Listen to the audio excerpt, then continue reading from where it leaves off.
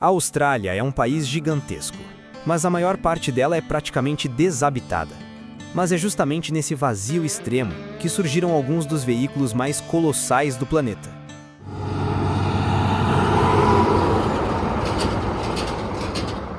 Em um território onde o calor derrete o asfalto e o próximo sinal de vida pode estar a 1000 quilômetros de distância, o transporte não é apenas difícil, é uma questão de sobrevivência. Existe uma máquina colossal que domina essas terras remotas, carregando sozinha o trabalho que em outros países exigiria vários caminhões. Ela cruza desertos, savanas queimadas e estradas improvisadas, e se tornou vital para manter vivas minas, fazendas e comunidades inteiras. E quanto maior o deserto, maior ficou essa máquina. Enquanto o mundo tenta reduzir e modernizar seus veículos, a Austrália fez o oposto. Criou verdadeiros gigantes articulados, capazes de rebocar cargas tão pesadas quanto aviões comerciais. Mas como um país chegou ao ponto de depender de caminhões com mais de 50 metros de comprimento? O que torna essas regiões tão hostis, a ponto de exigir máquinas tão extremas? E como essa história começou? Muito antes dos motores, quando caravanas de camelos eram uma única forma de cortar o continente? Antes de entender o tamanho desses gigantes e o papel que desempenham hoje, precisamos voltar para onde tudo começou. O interior da Austrália é um dos lugares mais inóspitos do planeta. Mais de 80% do país é praticamente vazio, formado por desertos, savanas queimadas pelo sol e longas áreas sem qualquer presença humana. Menos de 5% da população vive nessas regiões, mas nelas estão minas, fazendas e comunidades inteiras que dependem exclusivamente do transporte terrestre para sobreviver. A malha ferroviária não chega a grande parte do Outback. Aviões são caros demais para operar nessas distâncias, e os rios são intermitentes. Isso transformou as estradas, muitas de terra, irregulares e vulneráveis ao clima, na única via possível para abastecimento e escoamento de produção. Esse cenário extremo criou um desafio logístico sem paralelo no mundo.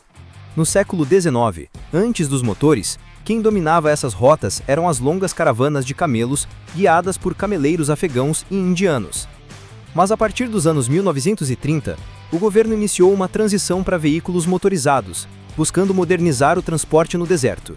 A mudança definitiva veio no centro do país, na cidade de Alice Springs, quando o mecânico Kurt Johansen adaptou um transportador militar abandonado e criou um sistema de reboques articulados que permitia transportar 5 vezes mais gado do que antes.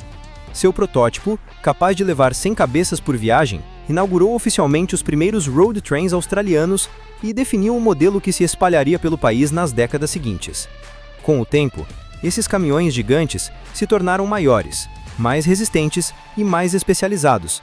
Hoje, as composições podem chegar a 53 metros e transportar até 200 toneladas nas estradas públicas do Outback. Em áreas privadas, como minas, não há limite. O recorde foi registrado em 2006, quando um único caminhão puxou 113 reboques, ao longo de quase 500 metros. A evolução desses veículos não foi apenas mecânica, ela surgiu da necessidade absoluta de cruzar centenas de quilômetros de regiões sem postos, sem sinalização e sem cidades, onde um erro pode significar horas ou dias isolado no deserto. Esse passado explica por que a Austrália se tornou o único lugar do mundo em que combinações tão gigantescas são não apenas permitidas, mas indispensáveis. Mas como exatamente esses caminhões funcionam hoje? E por que suas configurações são tão diferentes das usadas em outros países? Os road trains australianos não são apenas caminhões grandes, são máquinas projetadas para enfrentar um dos ambientes mais extremos do planeta. Eles podem ter até 53,5 metros e pesar 200 toneladas, o equivalente a 2 Boeing 737 completamente carregados, cruzando o deserto.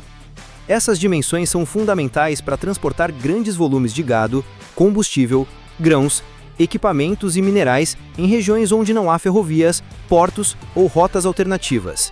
Em boa parte do Outback, a estrada é a única linha de sobrevivência para comunidades e fazendas isoladas.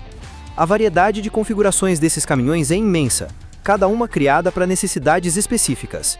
O modelo B-Double, BWE, é um dos mais comuns, com 2 semi-reboques interligados por um sistema de quinta roda integrada, o que reduz a oscilação e torna a condução mais estável.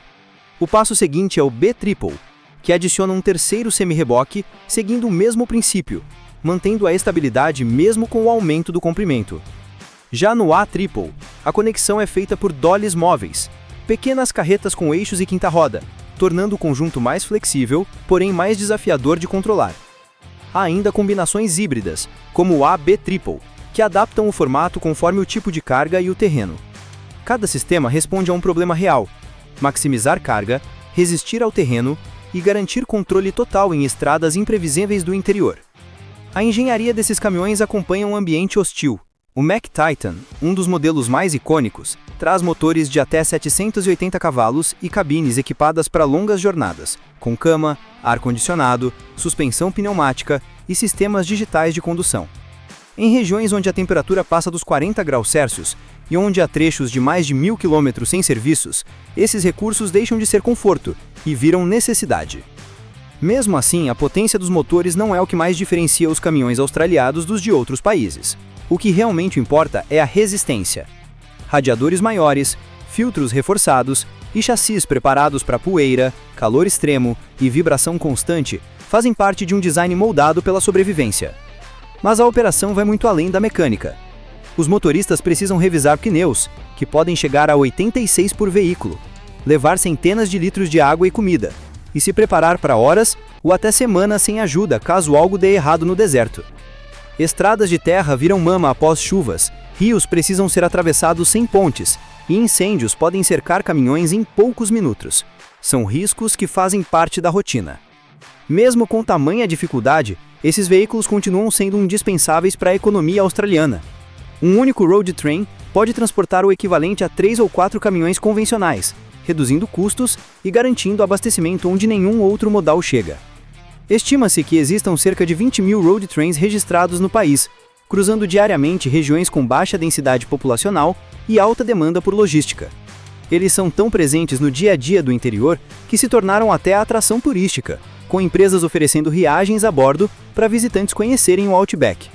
Quando olhamos para os road trains australianos, fica claro que eles não são apenas uma escolha logística, mas uma resposta direta para o ambiente extremo em que operam.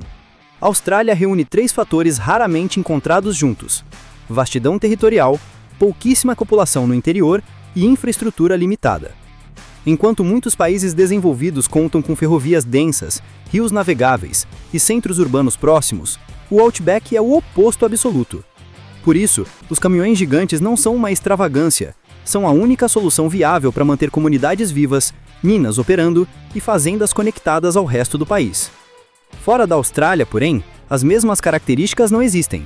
Nos Estados Unidos, por exemplo, a legislação limita fortemente o tamanho das composições.